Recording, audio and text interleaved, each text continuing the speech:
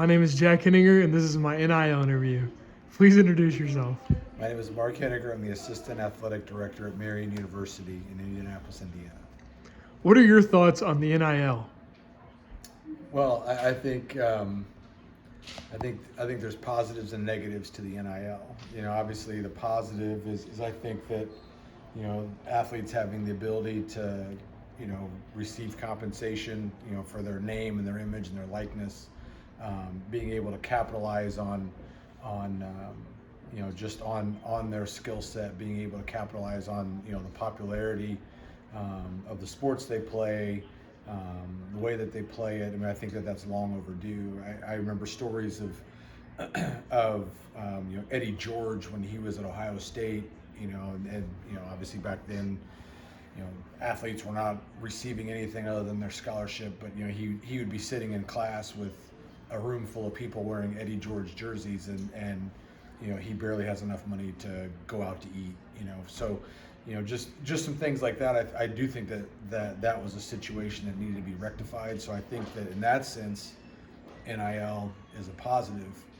The negatives to NIL, then I think, is that, you know, you do some of the innocence of what, you know, college athletics is supposed to be is lost, and I think that it, you know, I don't think it's been handled very well. So I think that it's opened the doors, you know, really to a lot of just kind of some, you know, backroom type deals, and you know, I think that it is really, you know, tampering, you know, with recruiting and things like that. I think that there's been, you know, there's a lot of issues like that that have come to the forefront, you know, with the NIL, and obviously, and the other negative thing I think too is, you know, you're seeing a lot of the, you know, kind of the middle, you know, the group of five type schools I think are really going to be struggling, you know, to hold on, you know, to great players if, you know, when they find those guys or they develop those guys, because, you know, they can go, you know, those players, why would they stay there when they can go be paid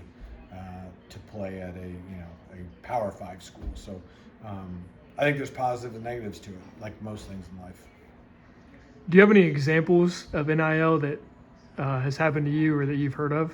Well, I mean, clearly you know, the Eddie George story, right? But you know, you know, more recently, just like with NIL deals, is, you know, just, you know, the combination of the NIL and the one-time transfer rule, and the transfer portal, I think is really it's created a perfect storm in and of itself. So you know, the story of, you know, a defensive lineman, you know, from this past season, you know, has 1 year left.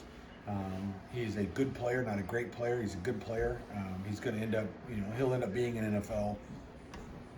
He'll end up being, you know, a chance to play NFL football.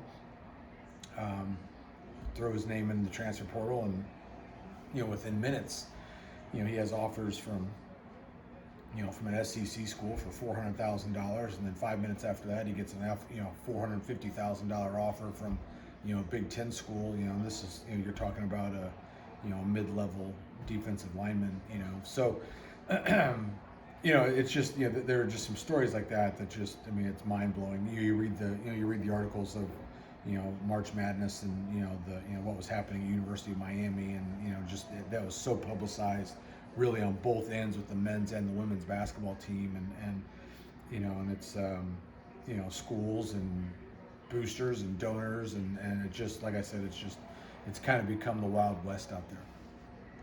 So, if you were the head of the NCAA, what is one thing you would do to fix NIL rules or add something that would be the best for both the student athletes and the institutions? Yeah, I mean, that's obviously, there's, you know, it's tough. Something needs to happen. I think the NCAA, I think in large part, is just kind of throwing their hands up, you know, just kind of, you know, back themselves out of the situation. And they're not, you know, they're really not legislating it. They're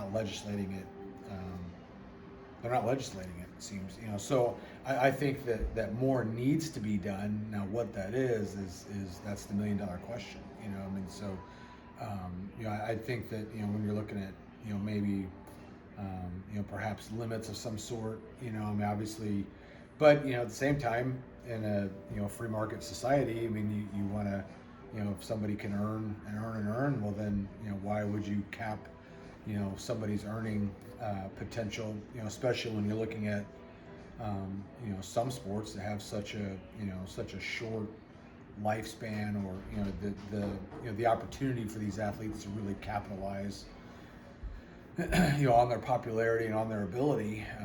It's a short window. You don't know what the end of that is. So it's tough. I think that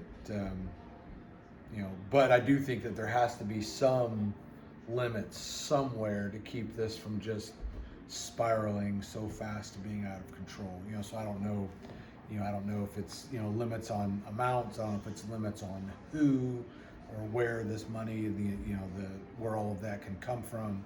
I don't know if there's do you essentially the talk of making athletes employees of the university. Well, you know on one end they're being paid, but on the other end, do universities and institutions have the ability at that point then to fire, or trade, or what? I mean, what's the, where's the line drawn between collegiate athletics and professional athletics? I mean, so I think that there's, obviously, I'm glad I don't work for the NCAA and have to make these types of decisions, right? I mean, so it's, but clearly, I don't think that the way that it's set up and structured right now, I don't think that it's sustainable over the long term. Like it cannot, maybe it can, but I don't see how it's possible that it can continue on the course that it's currently on. Thank you. You're welcome.